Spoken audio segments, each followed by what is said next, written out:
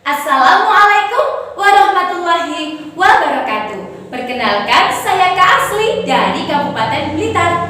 Kali ini Kak Asli akan menyampaikan sebuah kisah dari sahabat Nabi, yakni Abu Dujanah. Abu Dujanah adalah seorang lelaki soleh yang setiap pagi melakukan jamaah sholat subuh bersama baginda Nabi Muhammad SAW. Namun teman-teman, setelah selesai berjamaah sholat, beliau tidak pernah menunggu hingga Nabi Muhammad SAW selesai memanjatkan doa. Hingga suatu ketika Nabi Muhammad bertanya kepadanya, "Wahai sahabatku, ada apa denganmu? Apakah kau tidak punya permintaan kepada Allah sehingga setelah sholat kau selalu bergegas untuk pulang tanpa menunggu doa yang aku panjatkan?" "Maafkan hamba baginda, hamba ini berasal dari keluarga yang kurang mampu, yang setiap harinya hamba dan keluarga hamba harus menahan kelaparan. Dan di situ kami hidup berdampingan dengan seorang lelaki kaya yang memiliki pohon kurma yang menjulang tinggi dan ranting beserta dahannya menjuntai ke pekarangan rumah kami." Ternyata teman-teman, kurma-kurma tersebut ketika malam hari angin berhembus dengan kencang, maka kurma-kurma itu berjatuhan di pekarangan Abu Dujanah. "Baginda Nabi, pernah ketika aku terlambat pulang dari jamaah subuh, ternyata anakku sudah terbangun. Dan aku menemui anakku, aku melihatnya dengan mata kepalaku sendiri. Anakku memakan sebuah kurma yang masih basah di mulutnya. Aku berusaha untuk memasukkan jari jemariku. Ku ambil kurma yang ada di dalam mulut anakku, lalu ku keluarkan semuanya. Aku berkata kepadanya, 'Nak, jangan permalukan ayahmu ini di akhirat kelak.' Anakku seketika itu menangis sekeras-kerasnya, wahai nabiku, karena dia sedang menahan lapar. Sekali lagi aku katakan, 'Nak, hingga nyawa ayahmu ini diambil, ayahmu tidak akan rela meninggalkan sesuatu yang haram di perutmu, meskipun kita dalam keadaan kelaparan.'"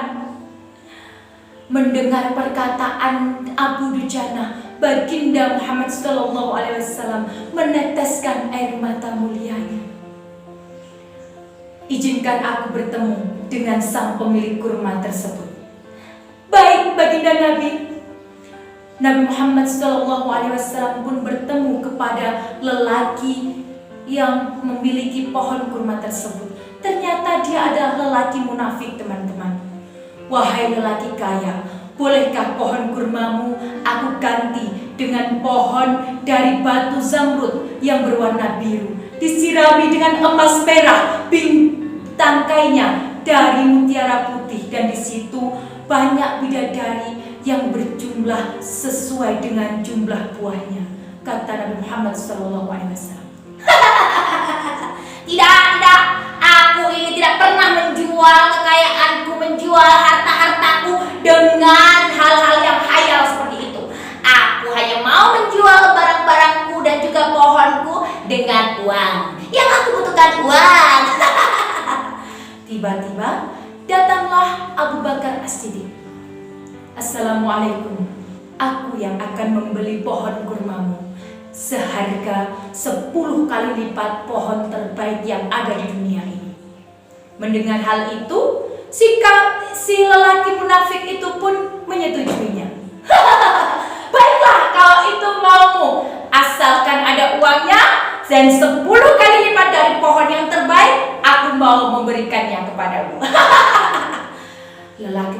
lelaki munafik itu pun memberikan pohon kurmanya dan diganti dengan uang 10 kali lipat, teman-teman.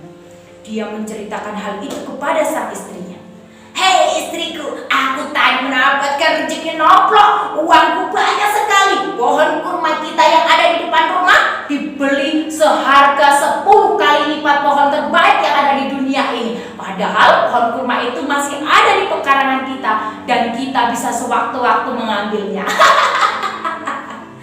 Malam pun kemudian semakin larut. Mereka terlelap tertidur, teman-teman. Hingga keesokan paginya,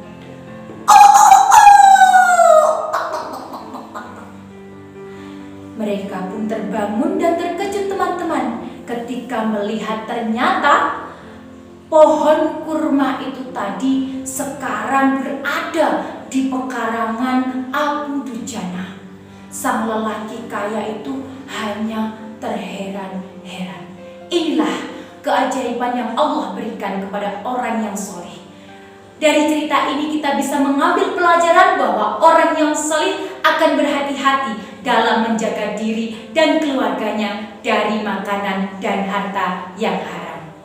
Sekian cerita dari kisah yang inspiratif dari seorang sahabat Nabi yang soleh bernama Abu Dujana.